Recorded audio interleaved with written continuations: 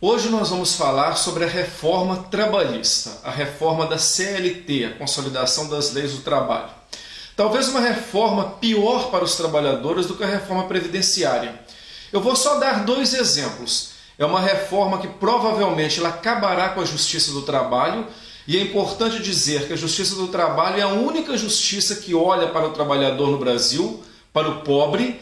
Todas as demais justiças, sistemas de justiça, estão preocupados com a casa grande, com o capitalismo, a justiça criminal, a justiça civil. Então a primeira questão é acabar e inviabilizar a justiça do trabalho, e em segundo lugar, para que a questão do negociado se sobreponha ao legislado, ou seja, acaba também com os sindicatos.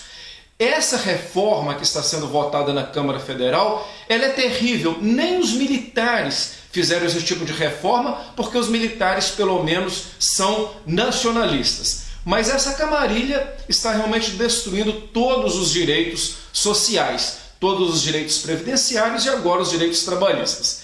E as pessoas ficam perguntando, mas cadê o povo? O povo não protesta? Não adianta a gente ficar chamando o povo. O povo no Brasil não tem educação política. A educação brasileira nunca se preocupou com isso. Aí as pessoas falam, mas o governo do PT, quando esteve no poder, não trabalhou com a educação política. Mas desde quando o governo no PT foi um governo socialista? É nos países socialistas que o governo preocupa com a educação popular do povo. O governo do PT foi um governo de pacto entre elites, que melhorou muito a vida dos brasileiros, isso é muito importante, mas não foi um governo que propôs transformações substanciais.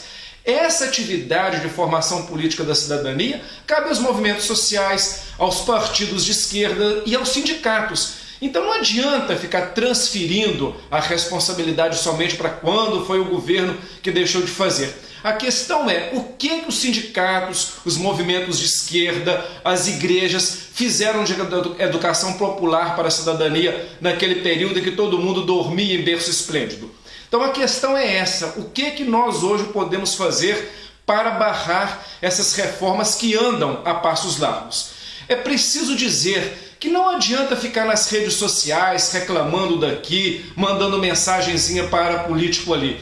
Desde quando esses políticos que hoje estão no Congresso e no governo estão preocupados com o que o povo está falando e dizendo? Olha o que aconteceu naquelas votações do impeachment na Câmara e no Senado. Uma verdadeira afronta, um verdadeiro estupro à democracia ao vivo e a cores, sem nenhum problema. Então não adianta ficar com esse esquema recadinho para o deputado, fazer abaixo-assinado lá na Vaz e no E-Cidadania do Senado. Esse pessoal não está nem aí para que o povo ou as pessoas estão vocalizando.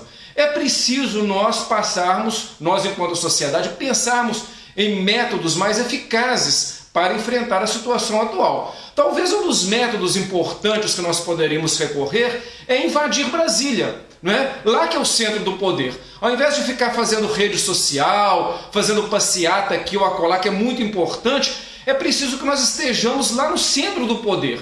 É preciso realmente que nós ocupemos o espaço do Congresso. Afinal de contas, o poder emana do povo ou não? Afinal de contas, aquela é uma casa do povo ou a casa do povo é somente uma retórica para tentar sustentar essa fragilidade que a democracia é representativa? Agora, para que haja uma ocupação daquele espaço, é preciso que os setores que têm condições de bancar essa estrutura para ir lá, para fazer, para articular as pessoas, assumam o seu protagonismo. E quais são esses setores? São os sindicatos, os partidos de esquerda, a classe média politizada e de vanguarda. Esse pessoal é que tem condições de fazer isso. Não vamos pensar que o trabalhador que não tem o tempo sequer para cuidar do seu trabalho e da sua vida, tendo em vista o nível de exploração do capitalismo atual, que os trabalhadores vão fazer isso, ainda mais sem educação política necessária.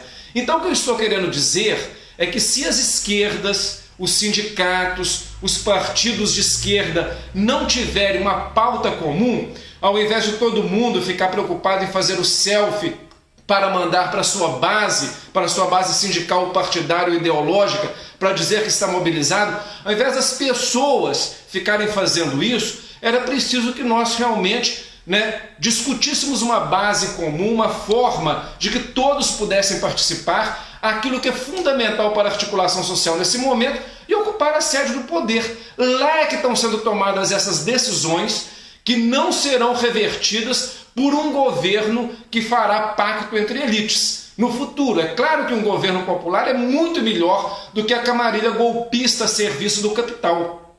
Aliás, parece que as pessoas ainda não perceberam que nós temos os três poderes, poder executivo, poder legislativo e judiciário, mas acima desses três poderes está o grande poder que domina tudo, que se chama poder econômico. E os três poderes do Estado estão a serviço do poder econômico. Ou seja, se não for através da articulação popular para enfrentar essa situação, não adianta a gente ficar fazendo espasmos disso ou daquilo dali, que nós não chegaremos a lugar nenhum.